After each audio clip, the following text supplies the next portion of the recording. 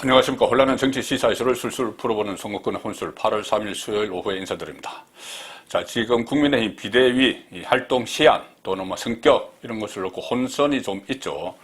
이렇게 혼선이 있으니 이준석 대표 쪽이 한 두 가지를 기대를 하고 있었습니다. 하나는 이 비대위 활동이 6개월 동안 하고 종료가 되면은 이준석 대표가 징계 6개월이 풀리기 때문에 그때 당대표로 다시 복귀를 해서 잔여 임기를 채우고 잔여 임기 한 5개월을 채우고 그 다음 내년 6월에 치러지는 대표 경선에 다시 도전해서 당권을 재장악한다. 자, 이런 기대가 하나 있었고, 또 하나는 이 새 대표가 선출이 되더라도 그 새 대표가 잔여 임기, 이준석의 잔여 임기만 하기 때문에 내년 6월까지만 하기 때문에 이준석이 내년 6월에 당대표에 다시 출마를 한다. 자, 그런 기대가 있었던 것 같습니다.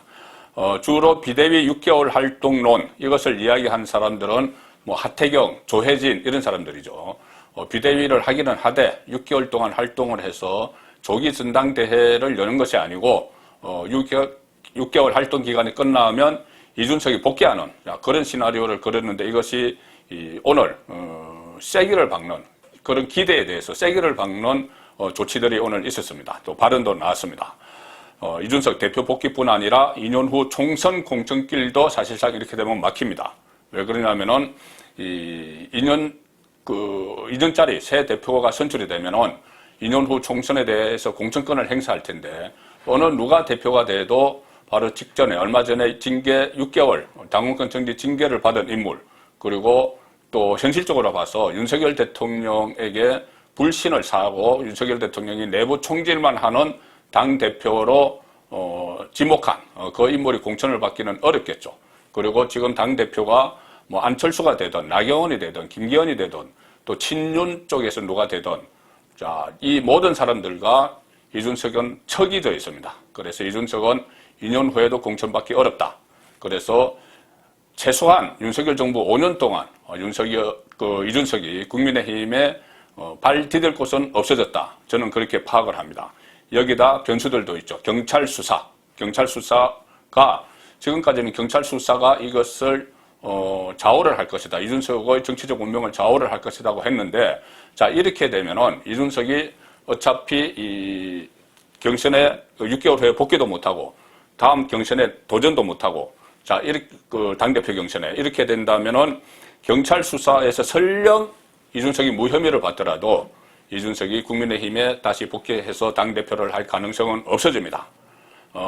여기 상황이 이렇게 되니 아침에 제가 소개해드렸지만은 이준석 신당 창당설도 나오고 또 가처분 신청도 할 것이다.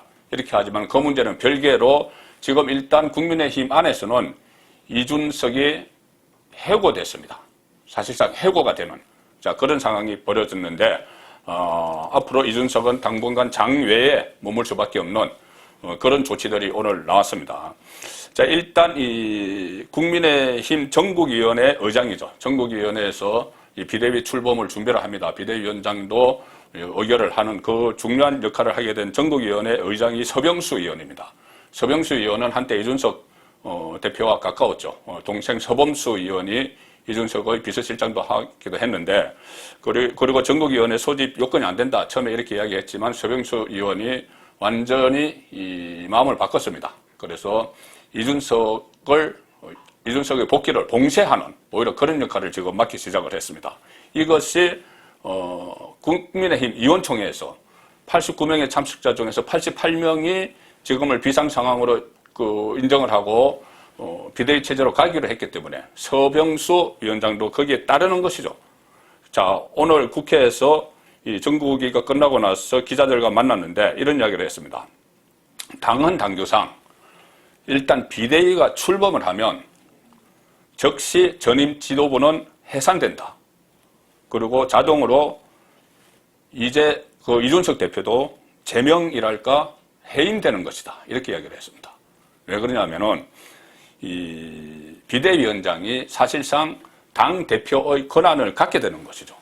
그래서 비대위원장이 취임을 하면은 당 대표가 되는 겁니다.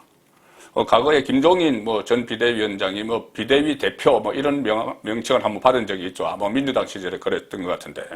어쨌든 이 비대위원장이 당대표 권한을 갖게 되므로 자동으로 지금의 지도부는 해산이 되기 때문에 이준석의 당대표 권한도 없어진다. 자, 그래서 비대위 출범 이후에 이준석 복귀 가능성, 이것은 불가능하다. 자, 이렇게까지 오늘 이야기를 했습니다. 비대위가 출범하면은 다음에 열리는 게 바로 전당대회인데 그 해석에 따르면 차기 지도부는 2년 임기를 가진 온전한 지도부가 된다.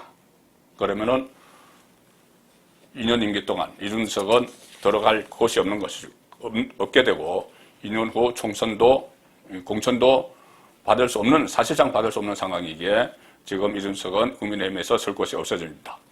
이 서병수 위원장이 이야기한 이 해석은 뭐냐면은 오늘 기조국 국민의힘 기획조정국이 있죠. 여기서 당헌 당규를 해석합니다.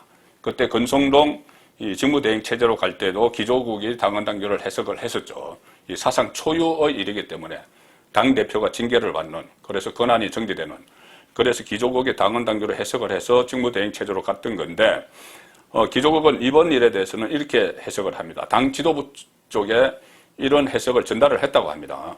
뭐냐면은 지도체제를 비대위로 전환할 경우에 새 당대표의 임기는 2년이다. 이런 해석입니다. 그동안에는 새로 선출하는 대표는 이준석의 잔여 임기 내년 6월까지만 채우도록 봐야 된다. 이런 해석이 있었는데 그거 아니다.